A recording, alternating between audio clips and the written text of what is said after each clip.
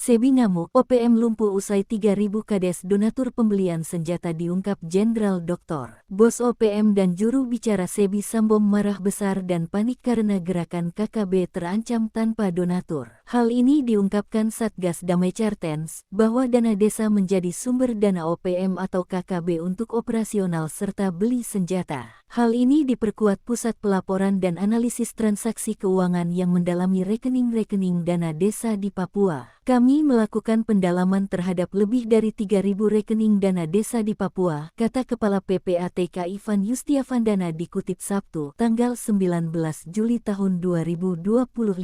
Ia menilai, hingga saat ini belum bisa memastikan aliran dana desa di Papua kepada kelompok OPM. Sebab sebagian dana desa ditarik tunai, namun itu mencurigakan. Kepala Satgas Damai Cartens Brigadir Jenderal Faizal Ramadhani menilai, total ada 13 wilayah rawan OPM dan kepala desanya dipaksa memberikan dana desa. Dana-dana itulah yang dikumpulkan untuk membeli senjata, kata Faizal Rabu, tanggal 16 Juli tahun 2025. Jenderal Doktor ini mengatakan, polisi pernah menangkap kepala desa dan kepala distrik yang terbukti memberikan dana kepada OPM. Dari keterangan mereka, diketahui dana diberikan ke OPM untuk operasional dan membeli senjata. Kini, pengawasan ketat dilakukan pemerintah dari sisi penyaluran dana, dan elit TNI Polri melakukan pengawasan khusus. Sebab, berdasarkan data Mabes Polri dan TNI, ada 13 kabupaten di Papua Pegunungan, Papua Tengah, dan Papua Barat daya rawan OPM, yakni Intan Jaya, Yahukimo, Pegubin, Nduga, Puncak, Puncak Jaya, Lani Jaya, Paniai, Maibrat, Yalimo, Tolikora, Digoyai, dan Mimika. Diperkirakan, dari 13